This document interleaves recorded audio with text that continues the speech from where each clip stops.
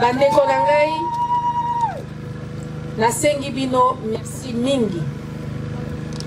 merci mingi pona koyamba na bino esika oyo po te tango na ye esika oyo namoni bolingo oyo bozali kopesa ngai me ngai moko te me gouvernement provincial mobimba ya Congo central, surtout papa na biso numéro 1 gouverneur na biso docteur Libano Ndongiti.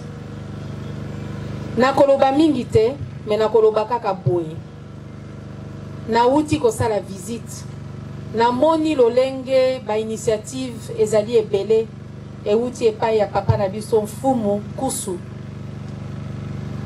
Songanzila yende molakisi nzela.